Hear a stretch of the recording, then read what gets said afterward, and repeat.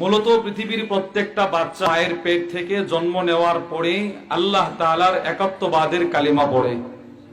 এজন্য আল্লামা শামসুদ্দিন আবুল খায়র মুহাম্মদ ইবনে আব্দুর রহমান আস-সাখাবির কিতাব আল কাউলুল বাদি' ফি সলাতি আলাল হাবিব শাফির মধ্যে নিয়ে আসছেন, হযরত আব্দুল্লাহ ইবনে ওমর বলেন, লা তাদরিবু আতফালাকুম লিল বুকাই সানা।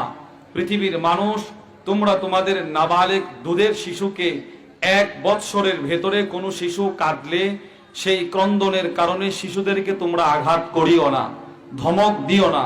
প্রশ্ন, কেন ধমক দিব না, কেন আঘাত করব না? তিনি বলেন, ফাইন্না আরবাআতা আশহুর, পৃথিবীর প্রত্যেকটা নবজাতক বাচ্চা মায়ের পেট থেকে জন্মগ্রহণ করার পর প্রথম 4 মাস সে যে কাদা কাঁদে ওগুলো আমাদের চোখে কাদা হতে পারে। আব্দুল্লাহ ইবনে ওমর বলেন, পৃথিবীর প্রত্যেকটা বাচ্চা জন্মের পরে প্রথম 4 মাস কেঁদে কেঁদে ইয়াশহাদু আল্লাহ ইলাহা ইল্লাল্লাহ, ও কেঁদে কেঁদে আল্লাহর একাত্মবাদের সাক্ষ্য বহন করে।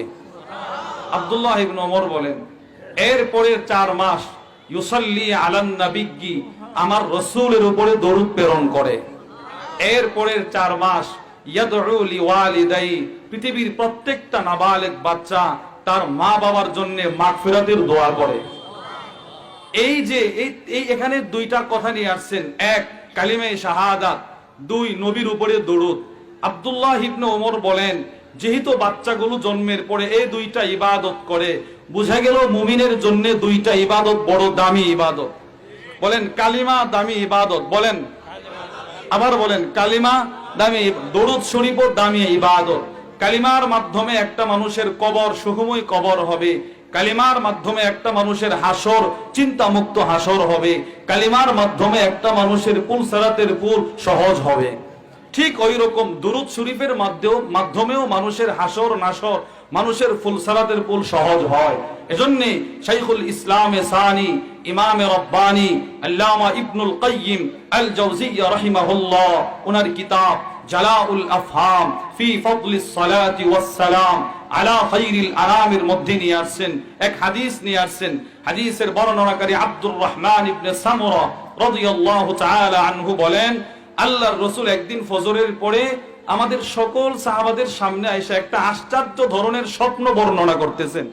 নবীজি বলেন, রাআইতুল বারিহাতা আজাবা, গত রাত্রে আমি একটা আশ্চর্য ধরনের স্বপ্ন দেখেছি।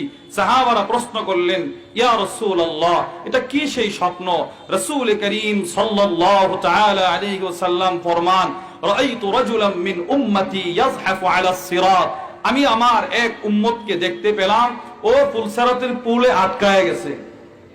সে একবার পরে যায় আবার দাঁড়ায়, বান্দা নাচুর হয়ে গেল। হঠাৎ করে আমি রাসূল তাকায় দেখি, ফাজাআত হুসালাতুহু আলাইয়া, সে যে দুনিয়াতে আমি নবীর উপরে দরুদ প্রেরণ করেছিল, আমার উপরে তার দরুদ একটা আকৃতি ধারণ করে, ফাআকামাতহু আলাস সিরাত হাত্তা জাওয়াজা, দরুদ তার হাত ধরে পুলসারাতের পুল পার করে জান্নাতে নিয়ে গেছে।